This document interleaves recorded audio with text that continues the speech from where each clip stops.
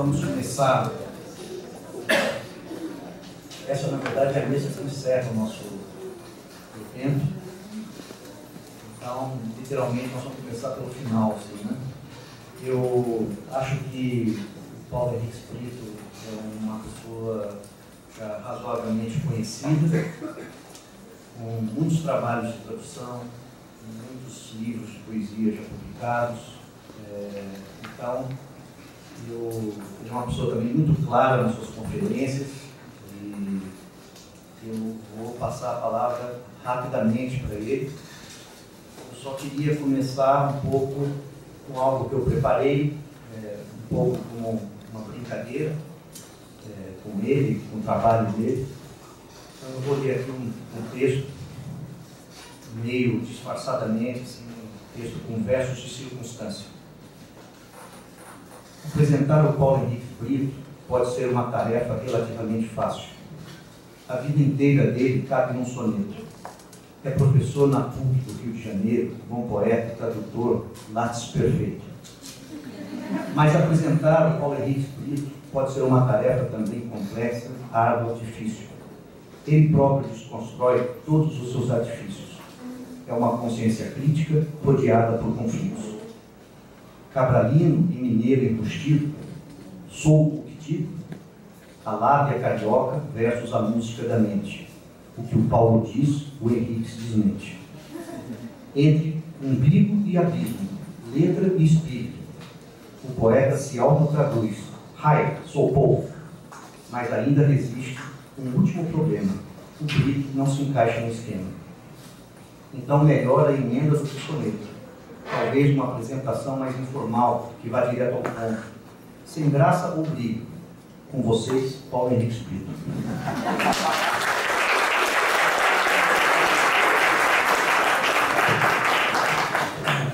Ganhou no quesito da originalidade. Vamos lá. Queria agradecer esse convite e eu, principalmente o poema aí do Augusto, que não foi muito esperado. É um prazer estar aqui com vocês. Eu vou falar um pouquinho, eu trouxe um texto escrito, mas eu vou também, não quero ver se vou ler direto, não. Eu espero falar bem menos de uma hora, para dar tempo para a gente conversar aí. Eu passei alguns anos com uma pesquisa lá na PUC, que era poesia brasileira contemporânea, né? Eu dava uma vez por ano assim, um curso na pós-graduação, pegava 4 poetas mortos recentemente, ou vivos, né, e fazia um estudo bem detalhado, pegava assim, uma meia dúzia, uns 10 ou 12 poemas de cada um, mergulhava a fundo, analisava, com ênfase na forma poética. E de lá, aquela coisa de elástico, você tem que mudar a pesquisa, né, como eu já estava nessa, então eu agora estou fazendo uma pesquisa que, na verdade, eu continuo trabalhando, né, com poetas brasileiros contemporâneos, mas agora eu estou trabalhando mais com a questão do verso livre, especificamente. E eu dei um curso no ano passado lá na PUC, que foi a história do verso livre no Brasil. Né? Eu peguei desde a ideia era começar no modernismo e até onde desce. Deu mais ou menos até os anos 70, 80, assim, mas não deu para chegar até agora. E aí eu estou cada vez mais agora trabalhando com isso. Orientei também uma aluna lá na PUC do Rio que estava trabalhando, traduzindo Frank O'Hara, que é um poeta que também trabalha com verso livre, então estou agora basicamente com isso. E esse texto aqui é para mostrar um pouquinho por que a minha ideia original da pesquisa foi por água abaixo. Eu comecei lendo, minha formação toda em língua inglesa, então eu comecei a ler tudo que tinha em língua inglesa sobre verso livre, alguma coisa também em francês e espanhol, e vi que tinha umas categorizações interessantes sobre verso livre em inglês que se aplicavam em português, e resolvi ver se eu ia subcategorizar.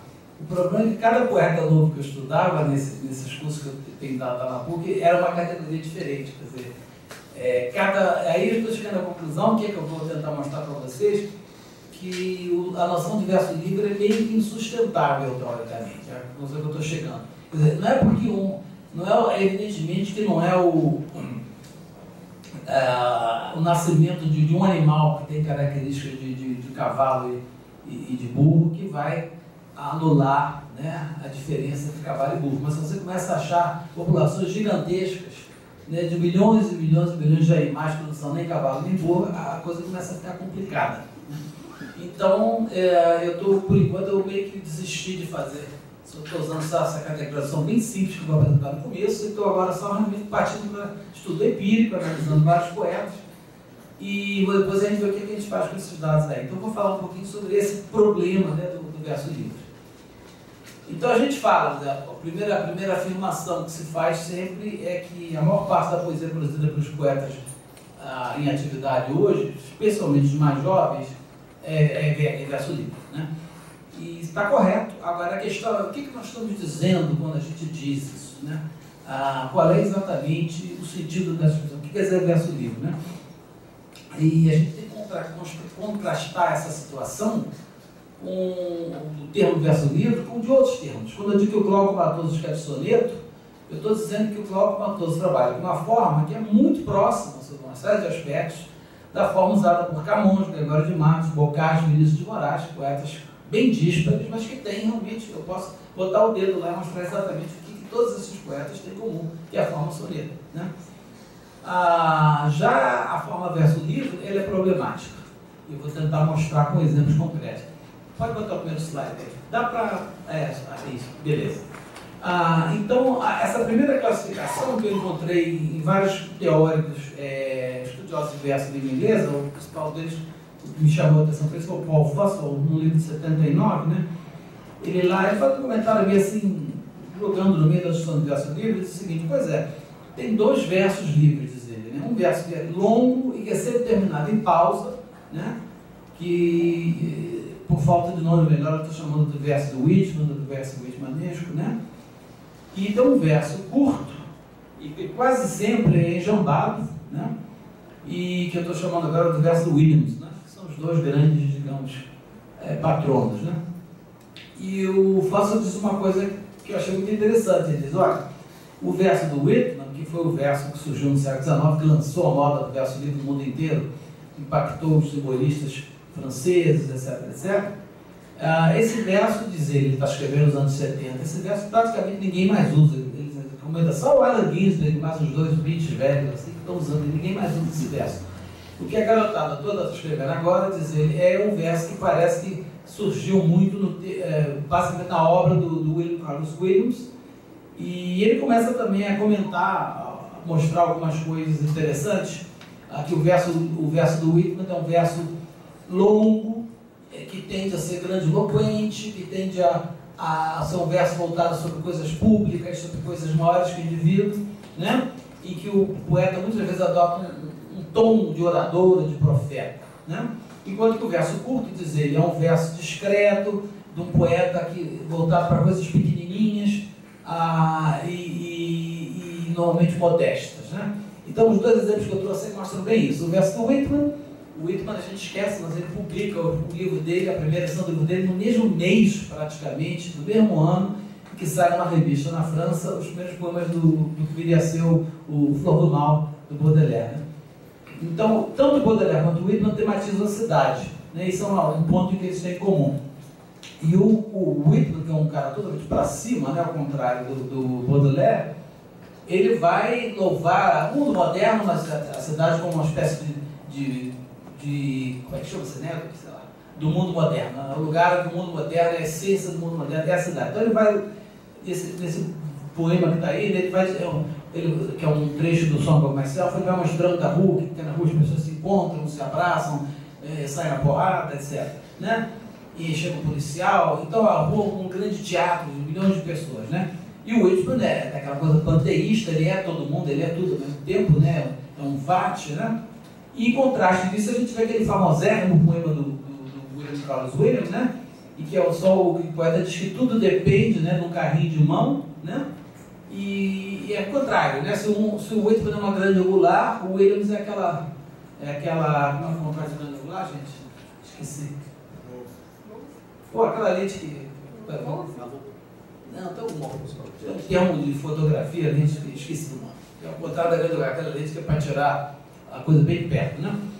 E o contraste formal não podia ser maior. O verso do Whitman é longo, tende a ser longo, né? Eventualmente com pausas internas, mas sempre com palma final. Teve uma pesquisadora que ele pegou a última edição do Song of Myself, viu verso por verso, ela achou total menos de 15 versos. Ela acha que deve ser erro de impressão, né? Versos que não tem pausa no final.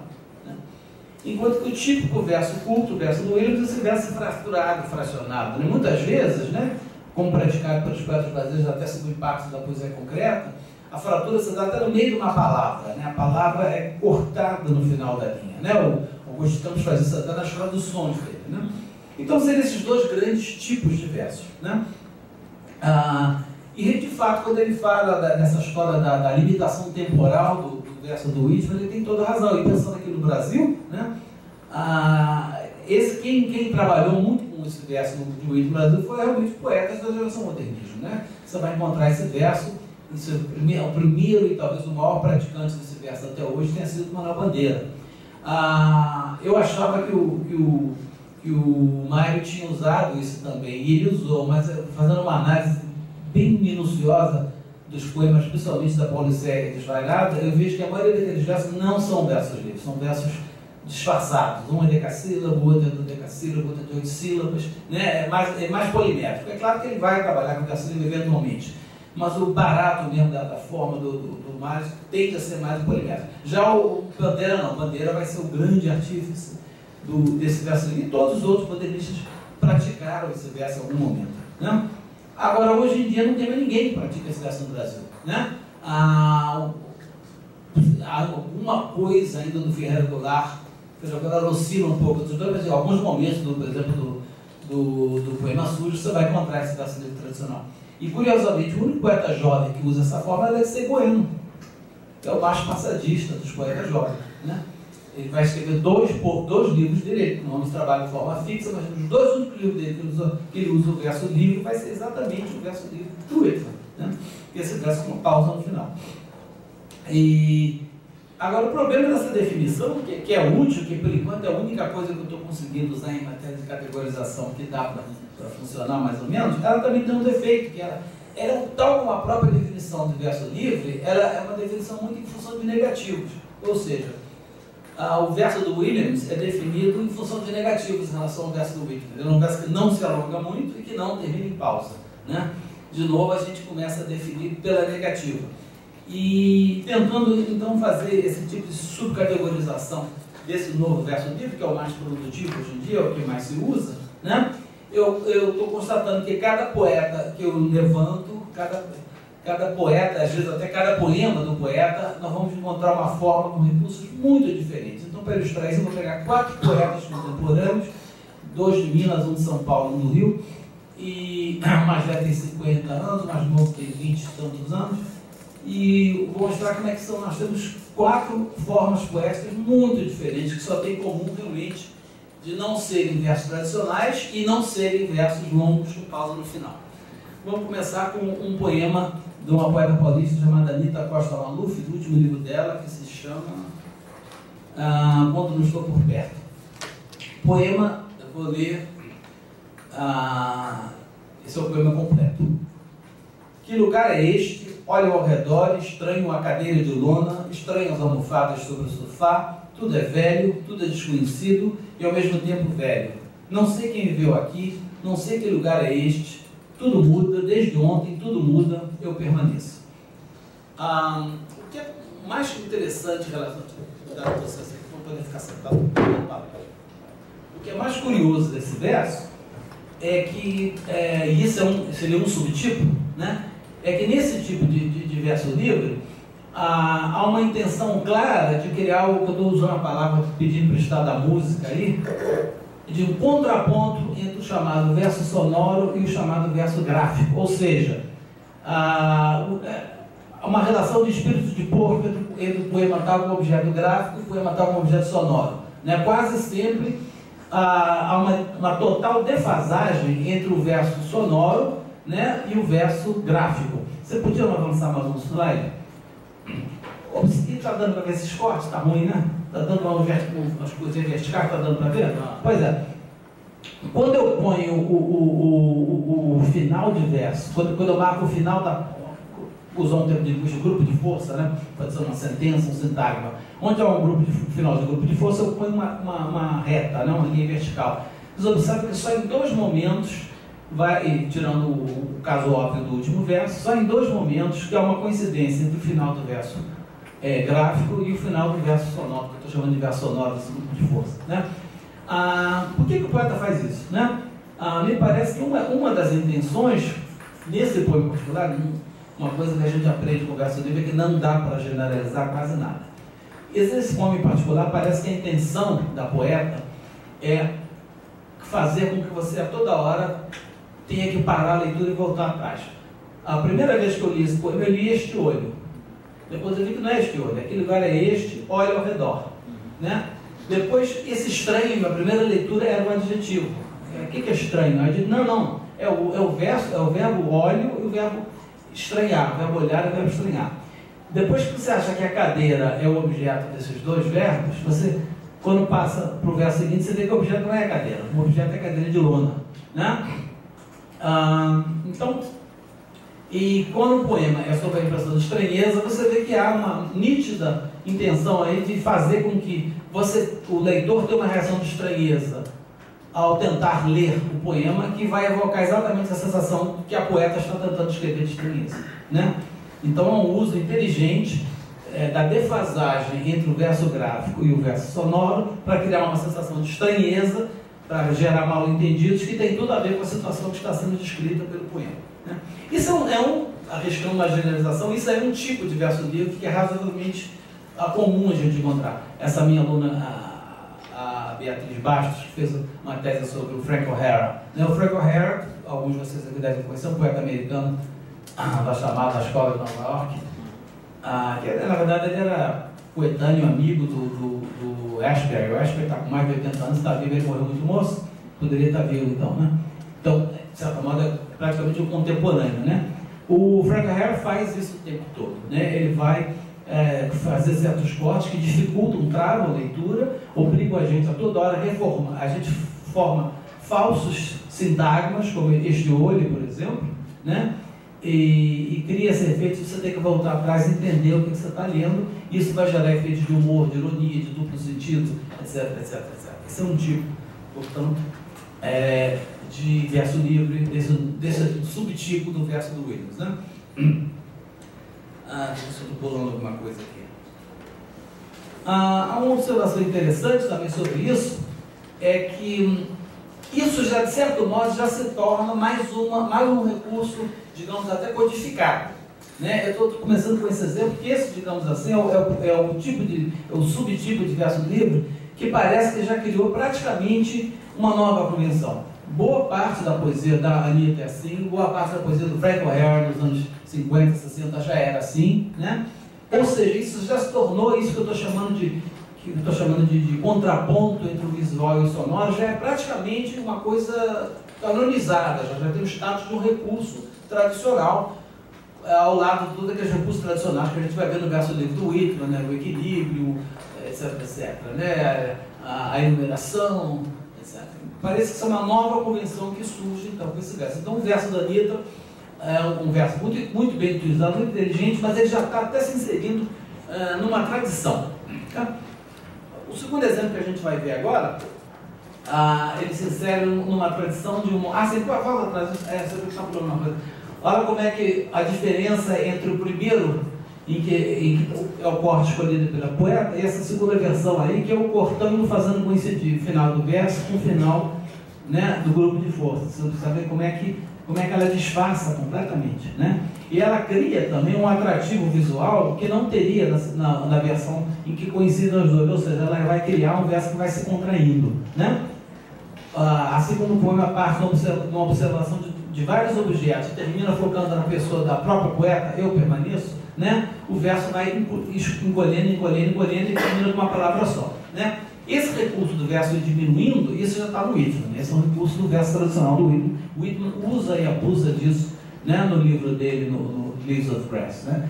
E curiosamente, ela trabalhando nessa nova versão, né, ela utiliza esse novo tipo de verso livre, ela faz também essa brincadeira visual da coisa começar. O Whitman tipicamente começa vendo uma cidade inteira e termina evidentemente com ele mesmo, tudo acaba nele mesmo, né? Então a contração do Whitman tem esse sentido de eu contendo tudo, né?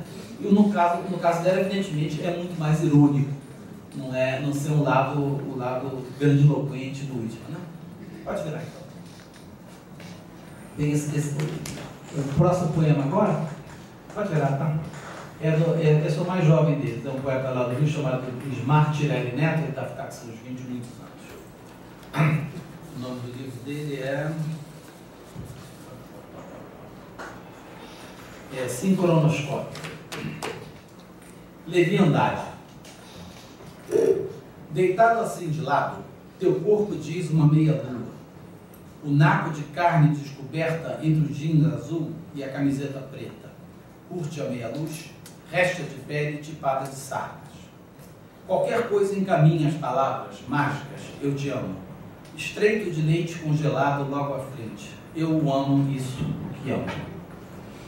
Bem, de novo, em termos dessa primeira tipologia muito grosseira, entre os versos do tipo do Whitman e os versos do tipo ele, nós estamos, com todos os exemplos aqui, se bem que o último nem isso dá para a gente dizer muito bem, nós estamos mais para o lado do Williams, né?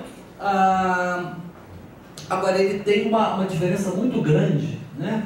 A coisa que salta à vista, quer dizer, esqueci de falar uma coisa que quase todos eles têm em comum: ausência de pontuação, pouquíssima pontuação, e não usar letra maiúscula. Não usa letra maiúscula, é uma convenção que eu já diria que já se tornou uma convenção secular. Já.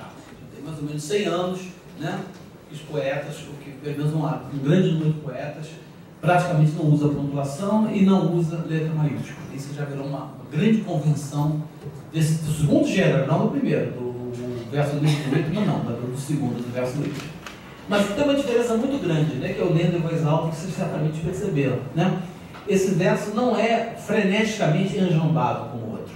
Ele não chega a ser como o verso do Whitman, com uma pausa obrigatória no final, mas muitos dos versos vão ter uma pausa no final, né? E quando surge um jambemã, de vez em quando, é quase como um poema tradicional, que você tem aquele verso que coincide e de repente é um jambemã. Então, por exemplo, palavras mágicas, lá no final, né? Leite congelado, né? Isso que amo, é só realmente no final que nós vamos ter o jambemã, né? Mas no mais, os versos correspondem, eu diria, não só os versos, mas até as estrofes, elas correspondem a certas unidades semânticas. Então você vê, no começo, os dois primeiros versos formam um dístico em que ele está situando a coisa, jogando a imagem da meia-lua, né?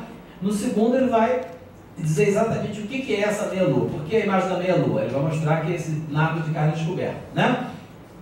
No terceiro ele vai entrar num certo nível de detalhamento, né? E no quarto ele se revela como um poema de amor, e aí que ele vai ter mais adjetivação, mais metáforas e mais elogios também, né? Então ele parte de uma coisa mais objetiva, agora ele já começa com uma metáfora, com uma comparação, né? E termina com uma coisa mais subjetiva se colocando, né? Tal como o poema da Anitta, ele termina com um eu, né? Mas o eu aí, evidentemente, um eu já diferente, um eu que não está perdido, mas que está envolvido numa relação amorosa, né? Agora, do ponto de vista formal, ele é até mais próximo da poesia tradicional do que o poema da Anitta. Por exemplo, nós podemos ver que tem rimas incompletas, mas tem, né? Não apenas há uma pausa no final do segundo verso, né? No final do primeiro verso da terceira estrofe, como nós temos também uma semi-rima entre lua e luz, né? De novo, nós vamos ter entre sardas e palavras, né? E entre descoberta e preta, são rimas bem incompletas, os ingleses chamam de off-rhymes, né? Não tem uma palavra que mudou por isso em português, eu estou usando a expressão rima incompleta, ou seja, há uma certa coincidência de fonemas, mas a coincidência não precisa ser absoluta e os fonemas podem estar numa ordem trocada, como é o caso do Brasil, descoberta e preta, né? E temos também as chamadas rimas internas, entre frente, leite, estreito e frente, né? Então nós temos umas coisas bem mais próximas aí do poema convencional. Observe-se, pausa no final do verso e o final do verso é assinalado não só pela presença de uma pausa, mas também pela presença de uma coisa que a gente pode chamar de rima, ainda que não sejam rimas tradicionais. Mais ainda, pode virar, nós vamos encontrar núcleos rítmicos perfeitamente bem definidos. Você observa que a penúltima estrofe termina com uma sequência de dáctilos, né? Resta de pele de paga de sardas. Nós temos aqui então essa sequência de dáctilos que no verso seguinte ele vai inverter e vai botar na pestas. Qualquer coisa encaminhe as palavras, né? Isso é um efeito tradicionalíssimo, né? Isso é um efeito métrico de poesia formal, né? Então, se a gente for comparar esse poema com o poema da Anitta, a gente vai dizer que o poema da Anitta é convencional no sentido que ela vai trabalhar com algumas convenções que são convenções surgidas a partir mais ou menos do Williams, que é um poeta que vai ter... o modernismo, né? Década de 10 do século passado, quer dizer, uma tradição de 100 anos, né? Enquanto que o Ismar, ele está pegando as bem mais antigas, né? Ele está trabalhando com coisas como um verso autocontido, com pausa no final, um verso marcado por rima, né? E esboços de fragmentos métricos, né? Quer dizer, nós temos aí um trabalho com métrica que não é tradicional, mas enfim, se aproxima muito mais da métrica de um poema formal. Então, de uma maneira ou de outra, esses dois poetas trabalham com tradições mais antigas que eles, né? Agora, o que os dois têm em comum também é que essas tradições, no caso, são usadas de uma maneira, digamos assim, não uniforme. Ou seja, os cortes feitos no poema da Anitta, eles não são previsíveis, eles vão surgir. A única coisa previsível deles é que eles vão criar um certo descompasso entre a leitura que você está fazendo com o olho no papel, a mancha gráfica, e aquela leitura sonora que você está fazendo, né? Mesmo que você não esteja lendo em voz alta. Agora, onde exatamente vão aparecer esses cortes, isso daí justamente faz parte da forma de ser inesperado, né? De novo, o Ismar trabalha também com recursos bem convencionais, estrofação, verso com pausa no final e com rima, mas também vocês podem observar que isso é usado de uma maneira não regular, né? Por que só esses dois versos que vão ter essa sequência de pés ternários, né? Por que rimas ali e não ali? Por que vai rimar lua com luz de outra estrofe, mas o descoberta vai rimar com preta na mesma estrofe, né? Quer dizer, nós temos elementos de uma tradição bem mais antiga do que a tradição usada pela Anitta, mas tal como no poema da Anitta, esses elementos são usados de uma maneira inesperada, né? Ou melhor dizendo, de uma maneira irregular, né? Nós hesitaremos, evidentemente, em chamar o poema da Anitta, o poema do Ismar, de verso formal, exatamente porque não há uma regra, né? Então, isso eles têm em comum. É livre no sentido, a gente pode dizer, tá bom, verso livre, é problemático, mas pelo menos eles têm isso, eles não seguem uma regra. Agora, os dois poemas que a gente vai examinar para fechar agora vão pôr em questão até esse elemento do chamado verso livre. Esse é de uma poeta mineira chamada Ana Martins Marques, na faixa dos seus 30 anos, e fica num livro chamado Da Arte das Armadilhas. Todos esses livros foram publicados recentemente, nos últimos 10 anos, menos até. O poema chama-se Torna a Viagem. Meço mares, cingro sereias, cego ciclopes, perco Penélopes, certo Circes, serei meu próprio porto. Bom, vamos deixar de lado as alusões aí a Homero e pegar a questão da forma. A grande diferença entre esses poemas e os poemas que vieram antes é que nesse daí eu posso até dizer que há regras. Não são regras talvez tão formais, tão delimitadas quanto no caso do soneto, mas as regras são perfeitamente enumeráveis. Você vira, por favor? Eu posso dizer o seguinte: as regras desse poema são o seguinte: 1. Os 5 primeiros versos se constituem duas palavras que devem necessariamente começar com o mesmo fonema ou com a mesma letra. Não sei se ela quer que a gente entenda que cingro e sereias estão no mesmo balaio que cego e ciclopes, ou que como elemento gráfico é sempre muito importante, isso é um dado importante, né? Acho que a diferença fundamental entre o verso do Whitman e o verso do Williams é isso. O verso do Whitman ainda é um verso para ser lido em voz alta. Ele está escrito no papel só para se preservar. Mas ele é para ser lido em voz alta. E mesmo que não tiver um papel, eu sei onde é que tem a pausa, eu sei onde é que acaba o verso, porque tem uma pausa ali, né? Já o verso do Williams só pode existir a partir da impressão, ou mais exatamente, até quem diz isso, eu sou muito inteligente do Fossil, ele só pode existir quando o poeta começa a escrever na máquina de escrever. O poeta que escreve à mão, no tempo que os poetas escreviam à mão, eles não poderiam imaginar. O verso do Williams só faz sentido a partir do momento que os poetas começam a bater na máquina, né? E começam a usar o grafismo proporcionado pela máquina de escrever como um elemento estético. Então, essa questão de defasagem entre o verso sonoro e o verso visual só faz sentido no momento quando o poeta está trabalhando já com o verso visual na frente dele, no papel, que já dá uma impressão mais ou menos de como é que ele vai ser quando for impresso, né? E esse poema, claramente, né? Por isso que eu digo, não sei se é sonoro, se é o fonema que é igual ou se é a letra que é igual, né? Talvez seja importante que o símbolo e os sereias, né, e o cego e o ciclope sejam a mesma letra, não pelo mesmo som. Então a primeira regra é essa: os 5 primeiros versos começam sempre com a mesma letra, né, ou o mesmo fonema. A segunda regra seria o seguinte: se você contar, eu tentei fazer contando da maneira tradicional, mas fica mais interessante se a gente conta todas as sílabas, incluindo a sílaba ata no final. Se a gente fizer isso, pode virar, por favor. Nós temos uma série interessante. O verso começa com 4 sílabas, depois o segundo tem 5, o terceiro tem 5, o quarto tem 6, o outro tem 4, o outro tem 3, 2, 2. Né? Bem, esse dispositivo, né, de crescer e diminuir já está no ritmo, no dispositivo do primeiro verso do livro, né? E é claro que ele está sendo usado aí de uma maneira muito funcional. Se o poema se chama Torna a Viagem, se o tema dele é a viagem do Ulisses, né, faz sentido que ele vá e depois volte, né? Então, a forma sonora e também a forma gráfica, porque não é apenas, por isso que eu achei mais interessante contar a sílaba ata no final, né? Porque senão eu perco o Penélope pelo tamanho do cego ciclope, né? Mas o fato de ser paroxítona e ter uma sílaba ata faz com que a barriga do verso vá mais para a direita, né? Então, esse desenho feito pelo verso do papel, obviamente que vai aludir ao título, a ideia de uma viagem que vai e volta, né?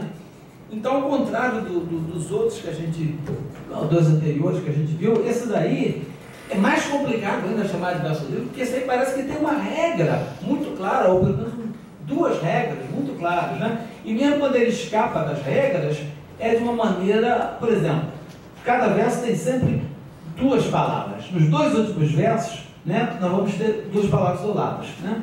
O próprio e o porto.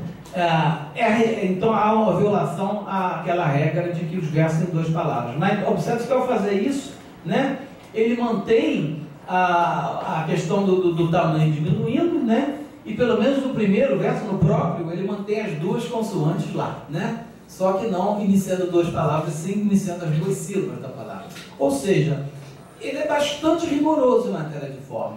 Chamar isso aí de verso livre vai obrigar a gente a fazer esticar um pouco o sentido da palavra livre. Eu vou ser obrigado a dizer, bem, ele é verso livre na medida em que o conjunto de regras que ele usa é ad hoc.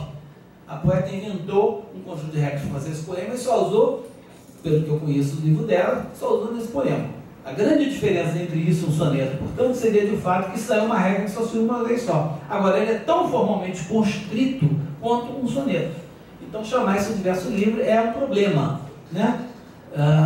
Como chamar isso exatamente vai ser um problema. E o último exemplo que a gente vai ver é mais complicado ainda, vocês vão concordar comigo, eu espero. Esse é um poeta que eu gosto muito de Minas, chamado Edmilson de Almeida Pereira, do livro chamado Zé Osório Blues. Eu vou ler o poema então. Dia de festa. Com o sobrenome Dia de Festa, a mulher mora no cóccix da máquina de escrever morte. A mulher mora no cóccix da máquina de escrever inverno. Com o sobrenome Dia de Festa, a mulher resolve o dilema da máquina de escrever isto ou aquilo, remédio, impaciência. Um céu propício lá fora e a mulher insiste na máquina de escrever como se fiação fosse. Isso ou aquilo, luminária e sorte, são variações da mulher no cóccix da máquina do mundo.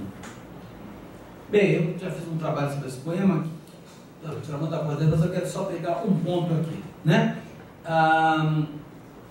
Se você fizer uma escansão desse poema, você vai ver que não tem nenhum padrão métrico, não tem nada, né? Não tem contagem de sílabas regular, não tem células métricas que se repetem como no poema do Ismar, não tem nada disso, né? Agora, alguma coisa chama a atenção quando a gente olha para a mancha desse poema, né? E o que chama a atenção é que os versos, visualmente, são todos do mesmo tamanho, né? Parece que eles vão até um ponto que corta, né? Relendo o poema, como? Alguém falou?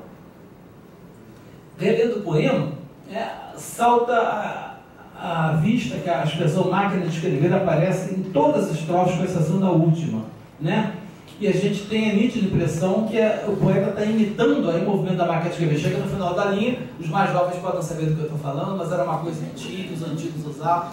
Chegava no final, a gente fazia assim, voltar para o começo, né? Em filmes vocês vão ver isso, em televisão.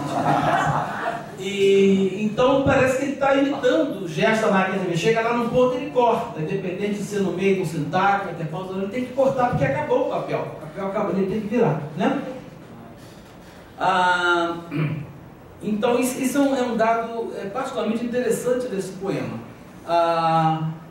Outra coisa é que várias coisas se repetem. Vocês observem que a expressão, todo verso com sobrenome de adversa reaparece, né? Máquina de escrever mora no cóccix, a máquina de escrever isto ou aquilo vai reaparecer como isso ou aquilo. Então vamos fazer o seguinte, pode passar. Vamos colorir todas as expressões iguais, né?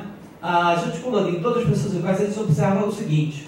Vamos ver agora o que é que sobra, né?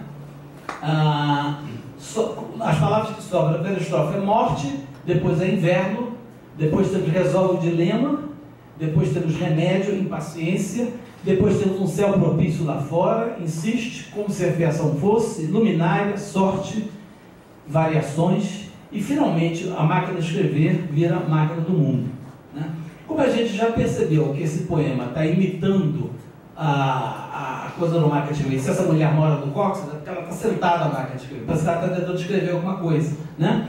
E se no começo essa máquina de escrever é morte, inverno, no final é a máquina do mundo, quer dizer, ela conseguiu escrever o que ela queria, né? Palavras como morte, inverno e dilema são substituídas gradualmente por coisas como céu propício, luminária e sorte. E observe-se que o isso ou aquilo, o isto ou aquilo, né, que aparece na terceira estrofe, reaparece na estrofe final como isso, aquilo. Quer dizer, no primeiro momento ela está isto, que ainda não foi feito, ou aquilo, ela está querendo escolher a palavra certa, né? E repetindo, corrigindo, até que no final ela põe isso, aquilo, ela acha a solução. Agora é isso que já está no passado. Então o poema descreve graficamente, né, o processo de você escrever um poema. Bem, de novo, em que sentido esse verso livre? Agora a coisa está mais séria ainda, né? Isso não se parece certamente com o verso do Williams, mas também não parece com o verso do Williams.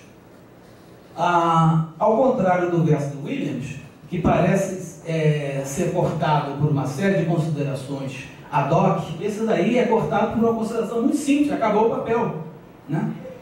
Há um mecanismo, há uma regra aí muito forte que opera que cada verso pode ser tantos toques de máquina de escrever. Quando chega ali, ele tem que trocar, né?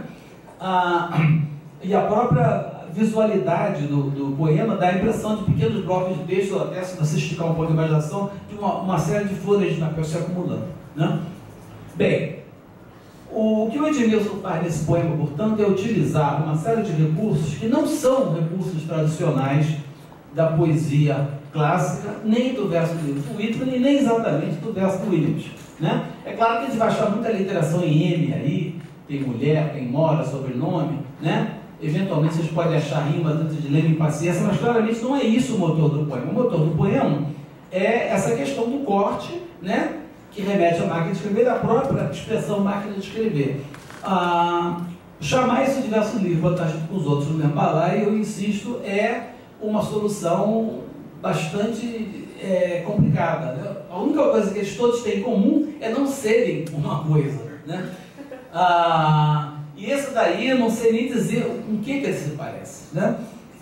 Em suma, a noção de verso livre, que por enquanto pelo menos não dá ainda para a gente descartar dela, é preciso entender o que ela é. Ela é uma categoria feita de sobras.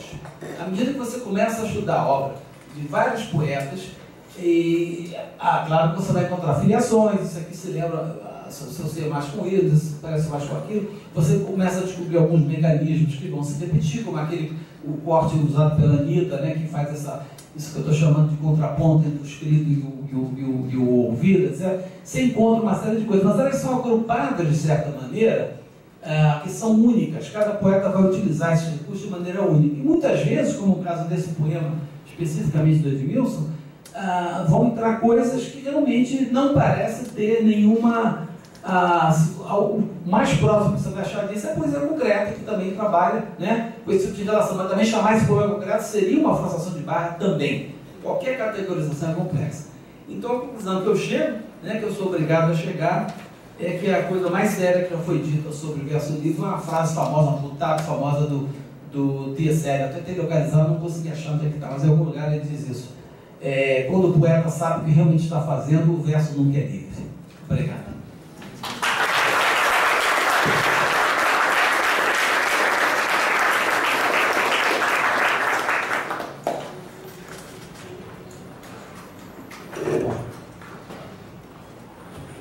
Foi muito interessante você falar dessa questão do verso livre, porque a gente tem um uso muito espaçoso, vamos dizer assim, né?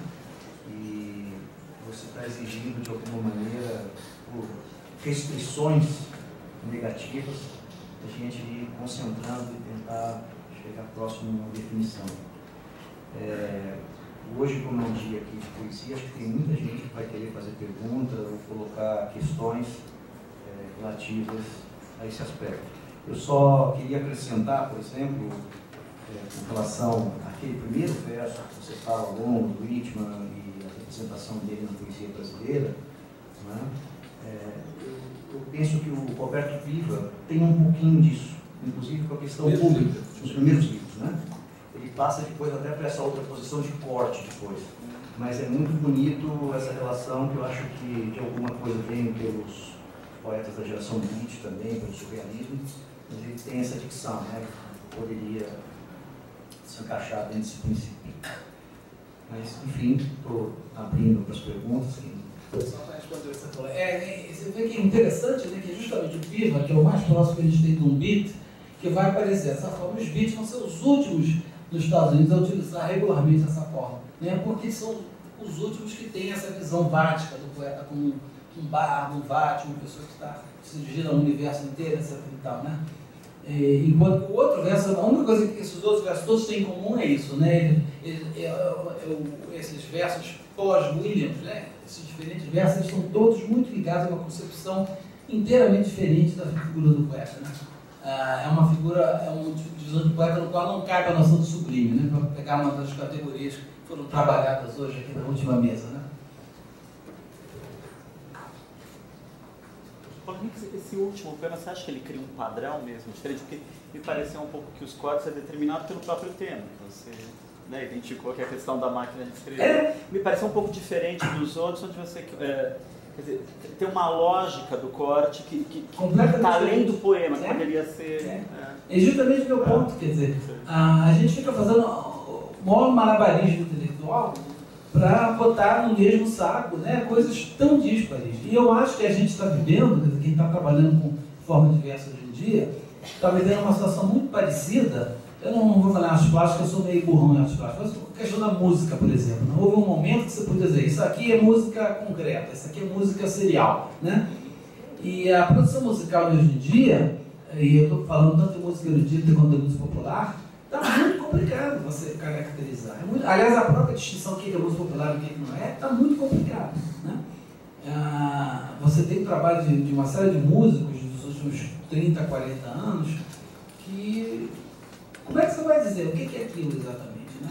Que espécie de coisa ele está fazendo, né? Se é minimalismo, aí você pega a música do Philip Glass, a música da Meredith Monk, né? Não tem nada uma a ver com a outra, talvez nada, né? Tem alguma coisa comum que é ficar no mesmo tom, não haver variação tonal, variação harmônica, mas dizer que aquilo é um minimalismo, são duas coisas tão diferentes, né? E em outros casos, né, de compositores, Frank Zappa é um músico popular ou um músico erudito? Eu não sei, sinceramente eu não sei, né? Ele tinha um grupo de rock e depois que ele morreu, o Pierre Boulez gravou o disco dele. Onde é que esse cara se encaixa, né? Então é um problema geral da nossa época, né? Quer dizer, não é um problema específico da poesia. É muito difícil você criar categorias. Então, cada vez mais eu fico achando que você tem que ficar. Não, vou dizer alguma coisa sobre esse poeta aqui. Quem sabe um dia no futuro, as coisas, 30 anos, 50 anos depois, tudo faz sentido, né? Mas na hora, nós estamos naquele momento que não está dando. Eu, pelo menos, não estou conseguindo tentar classificar essas formas agora. Minha pergunta vai um pouco no sentido dessa citação final, faz. Eu lembrei de um verso da Hilda Hilst, que ela quebra. Se ela não quebrasse o verso, ele seria uma Alexandrina. Desculpe, dessa de quem? Da Hilda Hilst. Hilst. É um poema em que ela mimetiza uma relação sexual. E esse verso que ela quebra está bem no centro do poema. O leite da tua carne, a minha fugidia. Então seria assim, o momento do orgasmo.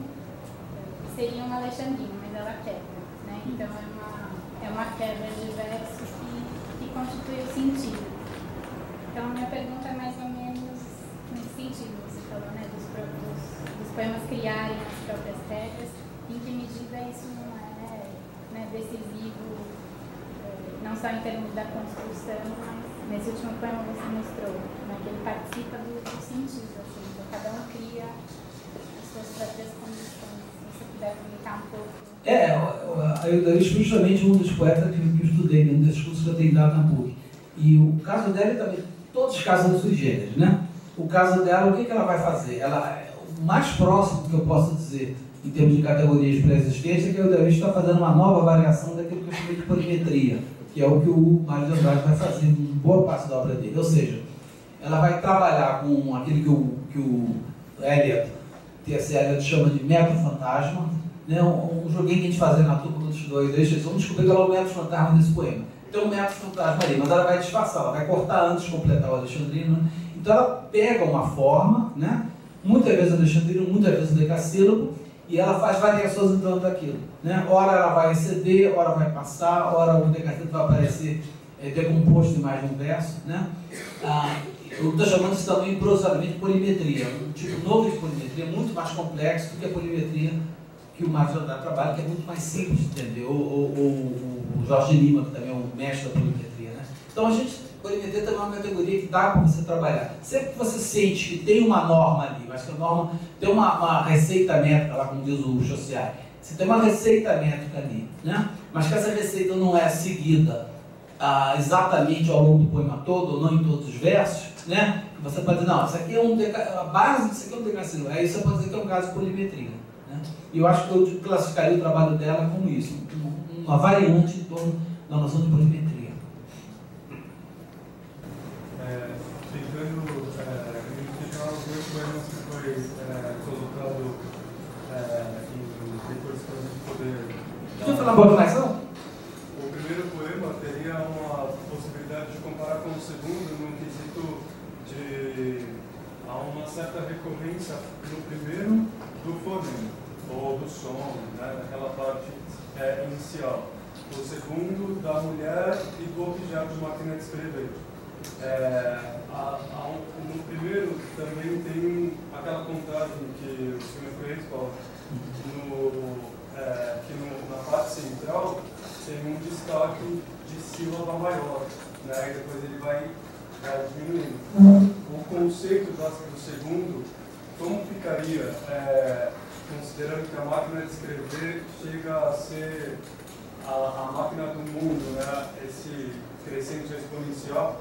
A ideia quer dizer, eu dei o poema como isso, o poema está descrevendo o processo, metonimicamente, né, o processo de você fazer o poema.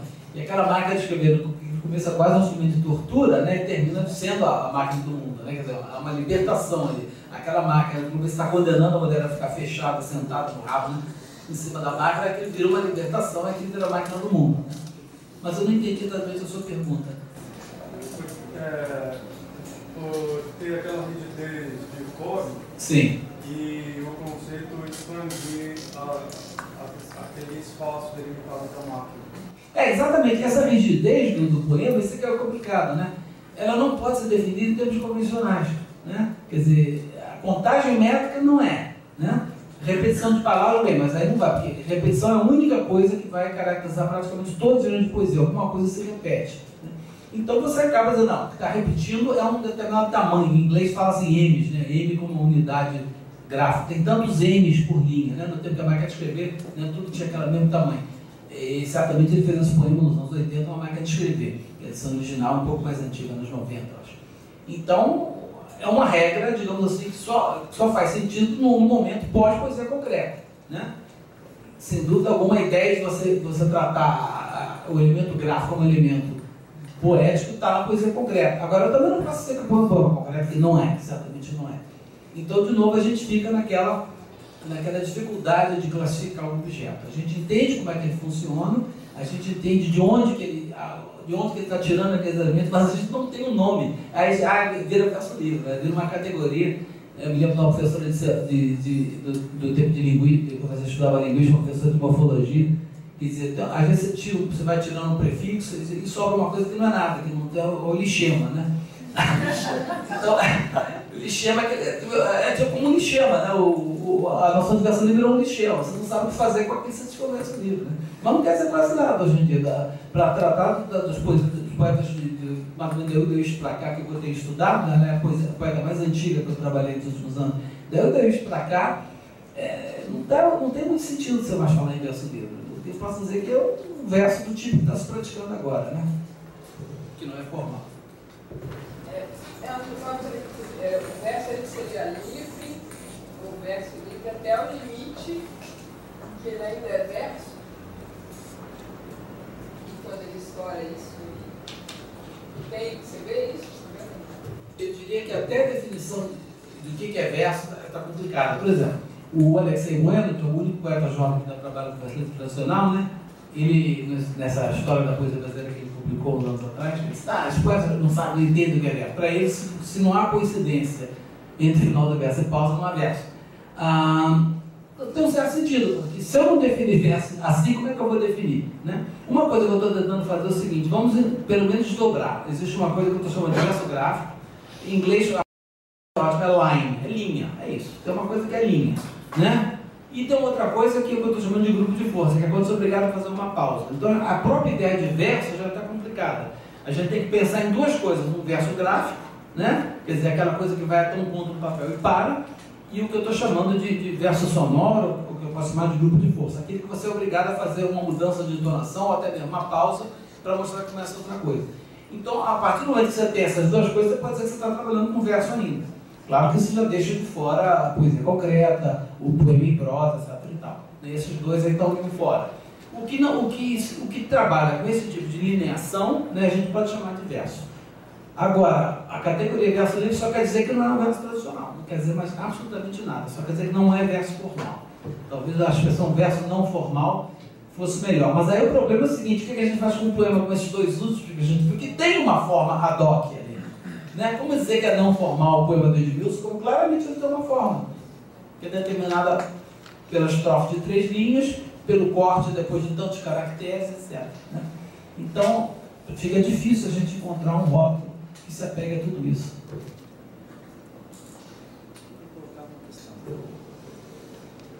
Eu acho interessante o que você está falando, mas eu queria problematizar, assim, criar Mais do que já está problematizado.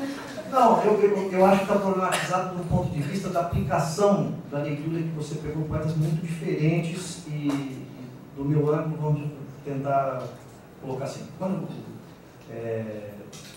eu leio certo tipo de poeta que você faz um contexto histórico, pegar, por exemplo, Zé Paulo Paes, Sebastião Choalete, Hilda Hilst, que estavam na virada dos anos 50 para entrar no impacto da vanguarda. Todos faziam sonetos, todos tinham uma noção de métrica, eles passaram por um período em que você abandonou um pouco o verso livre e você reaprendeu um pouco a utilizar as formas métricas fixas e com uma certa exigência, inclusive. Esses poetas depois receberam o impacto da vanguarda, então eu consigo enxergar friamente, assim, analiticamente, separando assim, um contexto histórico, tem um grande conjunto de poetas que, sob o impacto da vanguarda, eles tiveram que ir para o verso, eu diria, de corte, esse verso que você está falando, de um corte mais assim, onde tem uma força.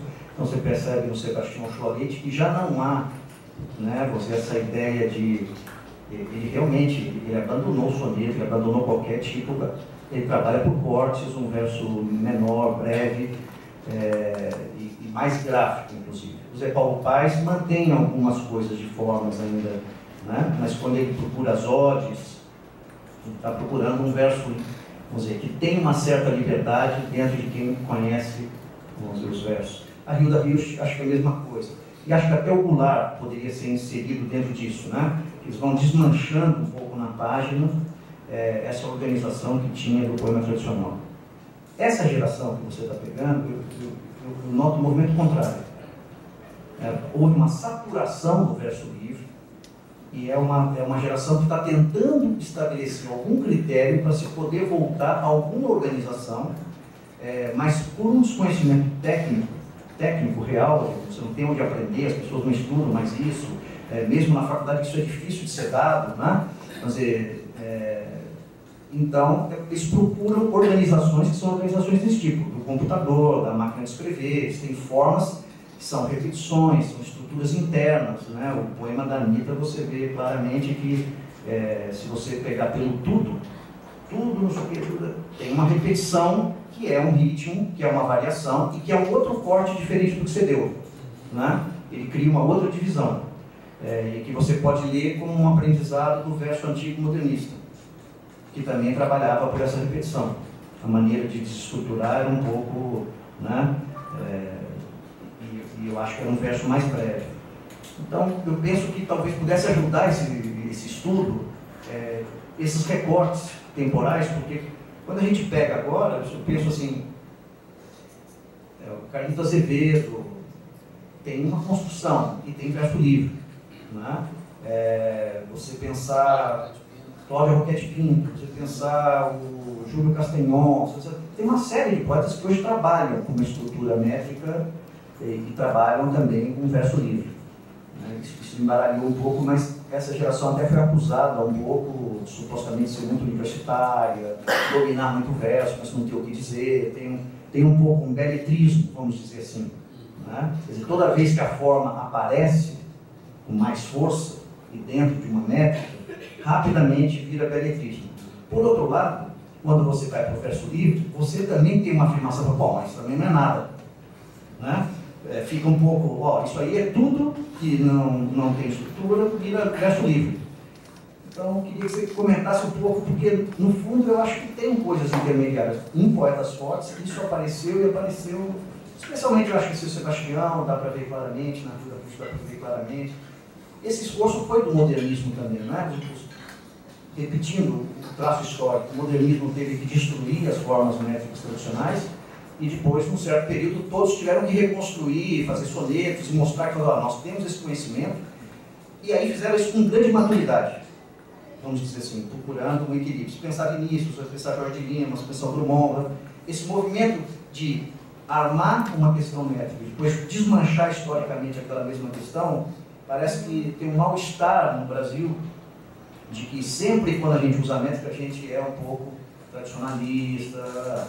E o verso livre, que teve o seu período no modernismo, depois ele caiu como se tivesse...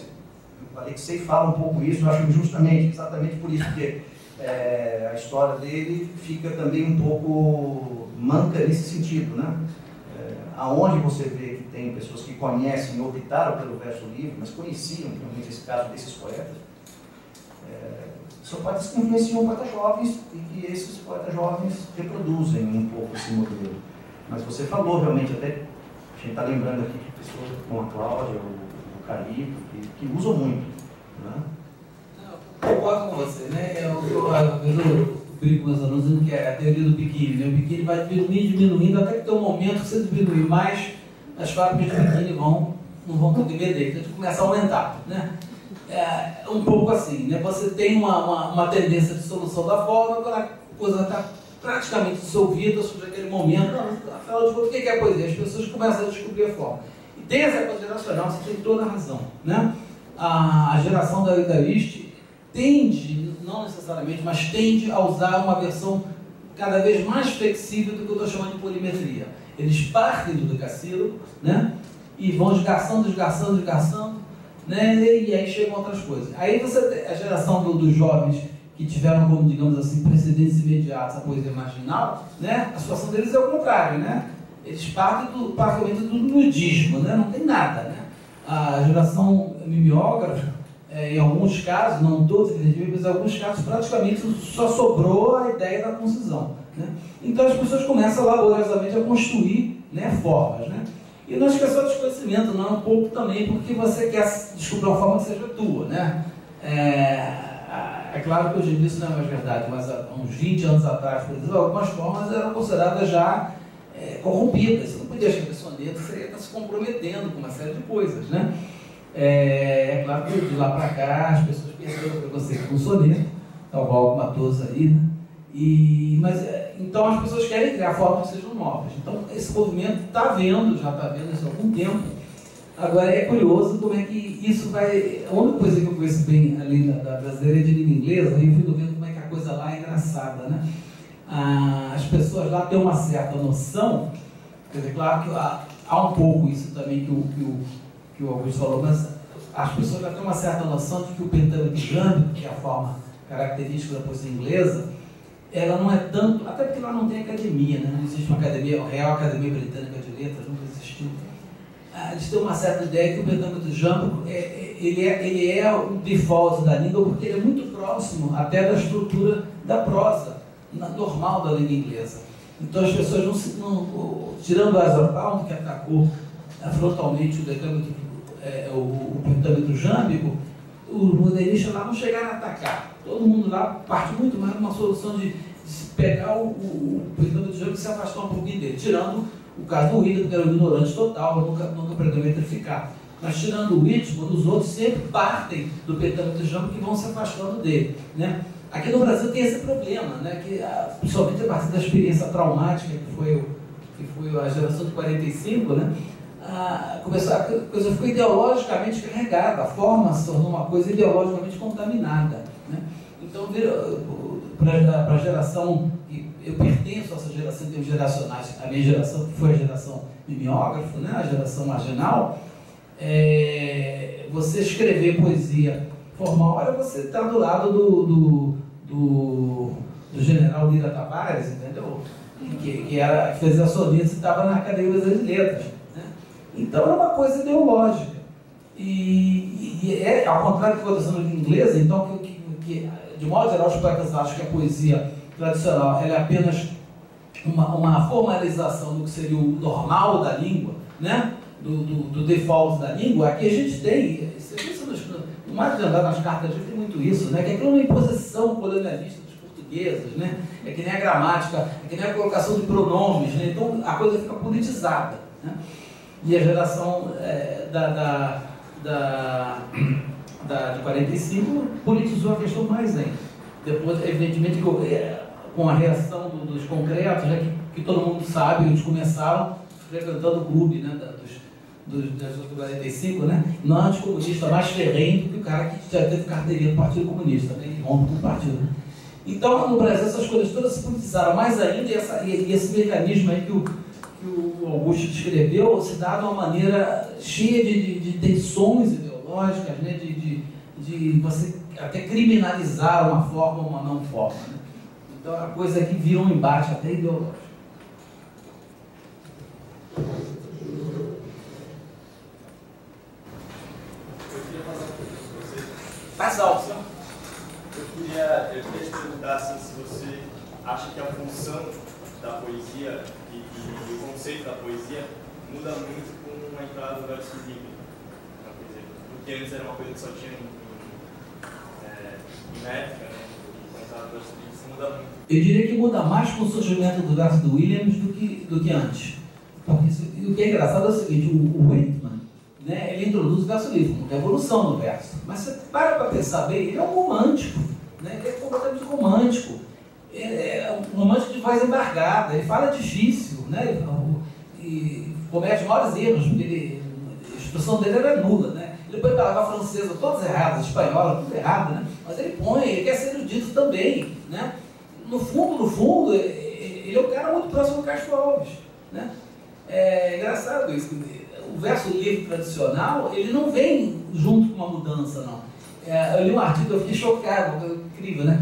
Um cara fez um artigo de arqueologia, né? Ele pegou, logo depois que o Whitman surge nos Estados Unidos, um monte de versos de poetas que ninguém lembra, mas parece toda vez medíocres, começa e seguiu, sem a genialidade do Whitman, começa a imitar o Whitman.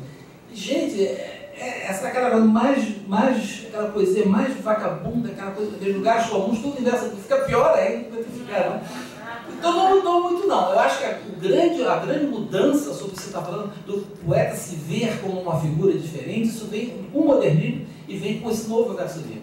Que aí o poeta deixa de ser fátil, ele deixa de comungar com o universo, né? Porque o Whitman está comungando com o universo que nem o Shelley. Ele é igualzinho o Shelley, né? Ele só é mais desbocado que o Shelley, né? Ele trepa com Deus, coisas que o Shelley não chega a fazer. Mas ele, no fundo, é aquela linguagem do poeta, que ele está se identificando com o universo, é muito próximo, né? A coisa vai mudar mesmo, realmente no modernismo, né? Esse verso do livro novo do Williams, que o cara está lá dizendo que a coisa importante é aquele carrinho de mão na chuva, isso é uma mudança que eu acho que é radical. E eu acho que tem a ver com a ideia, o fim da ideia do sublime. Que o Whitman é tão sublime quanto qualquer romântico. O fim do sublime vai chegar realmente com a Primeira Guerra Mundial, que a ideia do sublime, né, que foi tão identificada com o patriotismo, né, aquela porrada que foi a mortandade, né, da jeunesse europeia, né. Acho que é naquele momento que o poeta vê que não dá para mais ficar no registro sublime. Acho que o grande corte está aí, eu diria. Então não é tanto a introdução do verso livre, é a introdução desse novo verso livre, que é um verso que o poeta se põe no lugar dele, ele é apenas um homem entre outros homens, né.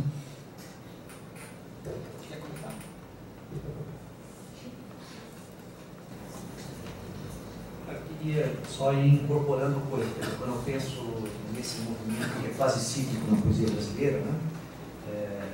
Contra a vanguarda, você vê também que tem algumas produções, Chico Alvim, Cacaso, tão ligados à poesia marginal, mas que também trabalhavam com estruturas muito rigorosas. Né? E isso, pouco a pouco, eles vão tendendo a uma releitura do verso modernista. E aí, novamente, com conhecimento. Então, isso acho que daria um parâmetro interessante de você pensar quantos se formaram dentro dessas gerações, que são poetas que estavam ali no meio do debate com a vanguarda, se sentiram um pouco intimidados e tiveram que optar por algum outro modelo. A opção deles foi um estudo do verso livre. Eles não queriam a vanguarda concretista e eles queriam outro verso. Eu acho que isso vale para o Chico Alvim, acho que isso vale para o Cacaso. A música mediou um pouco isso, no caso deles. Poetas com grande capacidade, não só de oralidade, mas de ouvido. Né? O Cacaso e o Chico Alvim, mais que o Zé Paulo, o Sebastião Shoa Leite, a Risa Rios, são poetas que tinham uma construção literária, que você via a literatura ainda um pouco sublime. Eles tiveram que se despojar e a poesia marginal foi boa para eles, porque eles saíram do impasse que o concretismo bloqueou. E, no entanto, já o Chico Alvim e o Cacaso fizeram um uso muito útil.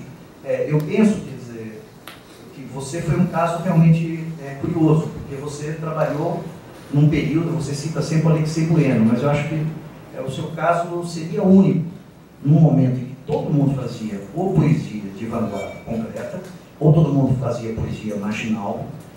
Quer dizer, você publicou exatamente livros que tinham uma estrutura muito clara, com sonetos, embora o discurso tivesse próximo geracional em algumas questões, de um certo tipo de desbonde, de uma certa contracultura, a sua estrutura toda formal, ela era muito elaborada.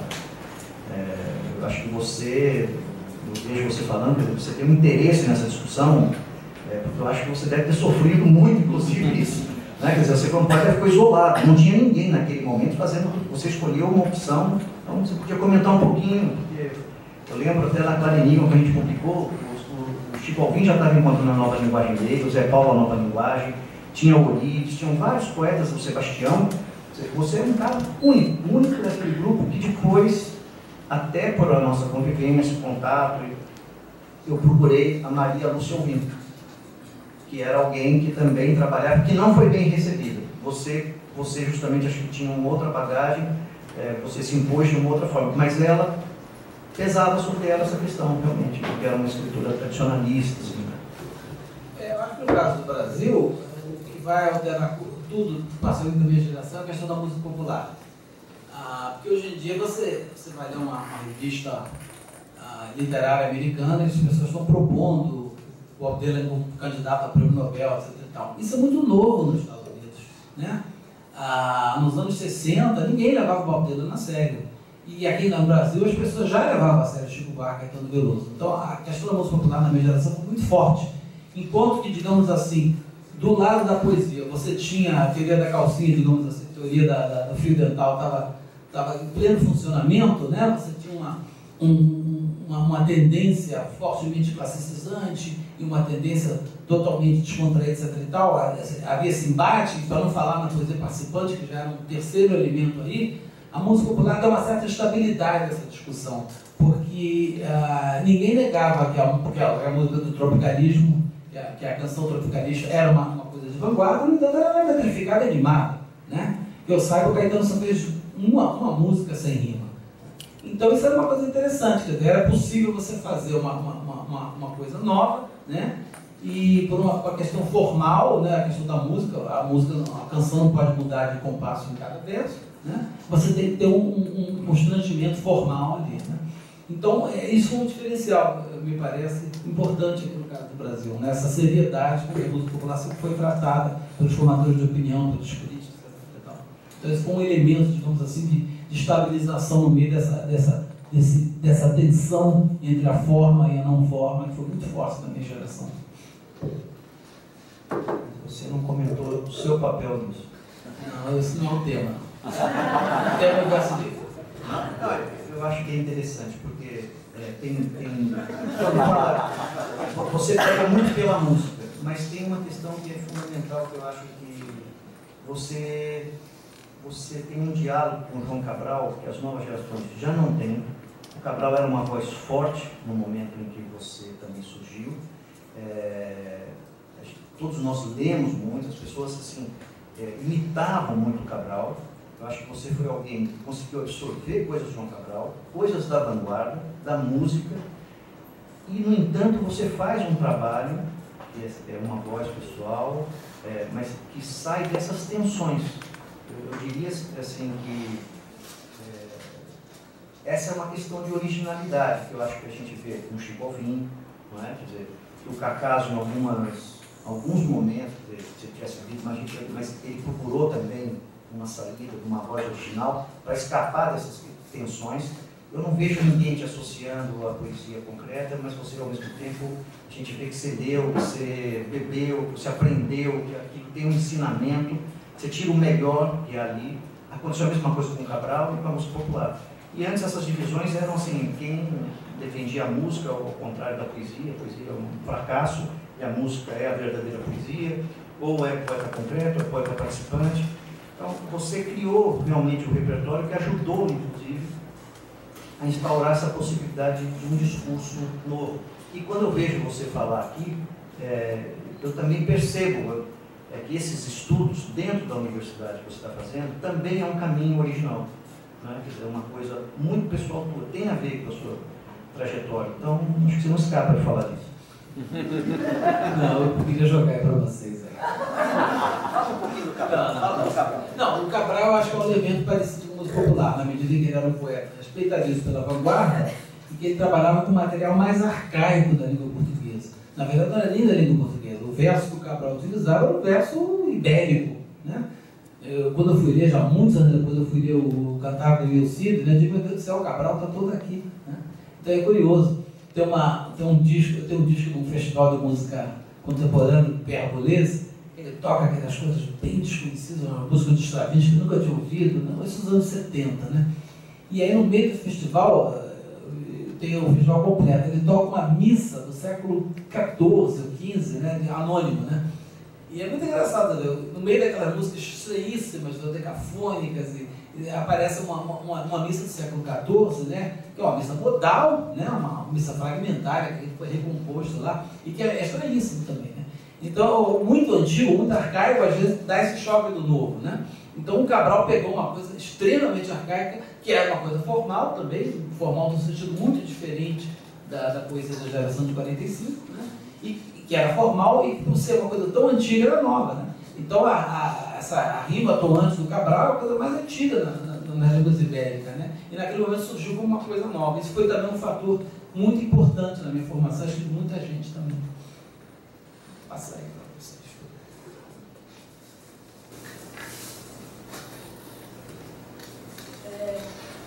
Vou falar um pouco da tradução,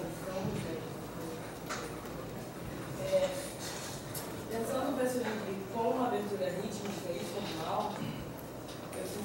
consideramos que também complexificaria um pouco mais os problemas da tradução do que em relação aos versos formais, porque eles dão algumas margens, talvez não sejam tão complexos quanto um verso, uma poesia completamente aberta e tal. Não sei, estou tentando formular isso. Não sei se você tem alguma coisa para comentar enquanto tradutora. Assim. Olha, traduzir poesia formal tem algumas dificuldades. E agora, traduzir essas coisas que a gente chama de verso livre tem outras dificuldades. A grande facilidade do verso tradicional é o seguinte: você já sabe qual é a forma. Claro que você tem que ver qual é a variante, o que o poeta está fazendo ali de diferente daquele soneto. Você vai tentar trabalhar com aquilo, mas você já sabe que é um soneto. O problema do verso livre, como diz o Hélio, como o poeta sabe o que está fazendo, é que ele não é livre coisa nenhuma. Você tem que descobrir, né, o que ele está fazendo ali. Então, o primeiro problema do verso livre é você entender o que o cara está fazendo. Né? Qual é, afinal de contas, o recurso formal que ele está usando lá. E eu sou da teoria que o verso livre, se ele é bom, tem alguma coisa ali acontecendo que não é totalmente livre, é controlada de uma maneira ou de outra. Então, o primeiro problema é localizar isso. O segundo problema é que, no caso do verso formal, mal ou bem você já tem aquilo. Né? Você tem métrica, eles têm o pentatônico jâmico, a gente tem o decassílabo, eles têm a rima lá, a gente tem a rima aqui. Agora, nesse novo tipo de verso, né, às vezes o que o autor está trabalhando é uma coisa que não tem equivalente na nossa língua. Isso aí é uma desgraça. Né? Eu esbarro muito nisso. Né? Por exemplo, vou dar um exemplo trivial, um recurso que o inglês usa muito, em particular, eu encontrei isso até na Elizabeth Bishop, mas quem faz isso o tempo todo é Emily Dickinson. Um dos recursos que o inglês tem que a gente não tem como fazer é o seguinte: o sujeito, você tem dois vocabulários no inglês, então o vocabulário anglo-saxão e o vocabulário latino. O anglo-saxão é visceral, né? E é basicamente palavras curtas que todo mundo conhece. E o latino são palavras mais abstratas, né, menos visceral, mais intelectual, são palavras mais longas e mais livrescas. Né? Como, inclusive, mil, né? Você tem duas palavras para perdão em inglês, para dar um exemplo só. Forgive, que é anglo-saxão, e que é o perdão do fundo da alma, né? E o pardon, que vem do francês pardon, que é aquele, você esbarra na pessoa, pardon me, você está incomodando. Né? São duas noções de perdão totalmente diferentes. Então, o inglês tem esses dois vocabulários. Então, o poeta faz muito isso, né? A Emily faz isso o tempo todo. Ela começa o poema trabalhando com dados visuais, sensoriais, só com palavras curtas anglo-saxônicas. Daí ela dá um salto e faz uma observação metafísica, né? Toda com palavras latinas e longas. Como é que você vai fazer isso em português? Você não tem como fazer. Então, no verso livre, muitas vezes acontece isso. O poeta pega uma coisa muito da língua, de repente até tem na sua língua, mas você nunca fez isso, ninguém fez isso antes, não. O outro já está, não, mais ou menos eu sei que o pentatônico jâmico mais ou menos é o nosso decassílabo. Mas no verso livre o cara está inventando forma o tempo todo. Às vezes ele encontra uma coisa que se baseia numa coincidência, numa particularidade do idioma dele que é perfeitamente, como é que se diz, não sistemática, uma coisa. E o que você vai fazer em português? Né? Então é um problema levantado pela questão do bom verso livre. Você tem que abrir caminho a cada momento. Você não tem um caminho traçado na sua frente. Você não tem um cabedal de equivalências que já estão mais ou menos combinadas. Né? Pentatônico jâmico é decassílabo. O método de balada é o heptassílabo. Você não tem. Né? Então você primeiro tem que entender o que o cara está fazendo ali, depois eu tenho alguma coisa em português parecido com isso, então eu vou ter que inventar. Então são dificuldades de outros tipos.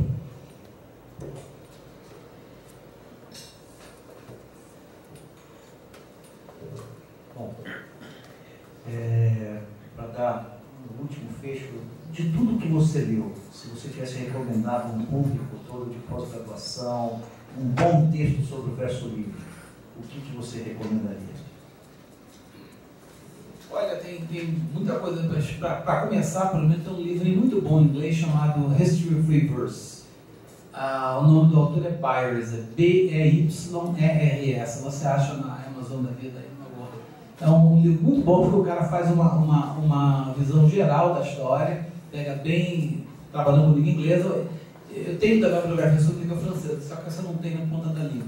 Mas esse livro, embora seja basicamente em inglês, ele dá uma visão geral, né, do que foi o verso livre, muito interessante. Esse é mais histórico, né, não é? Mas acho que para começar a discussão, para começar a trabalhar com o verso livre, meus alunos, eu sempre recomendo esse livro. Né? Texto Reverse desse cara chamado Byers. B-E-Y-R-S. É um bom livro.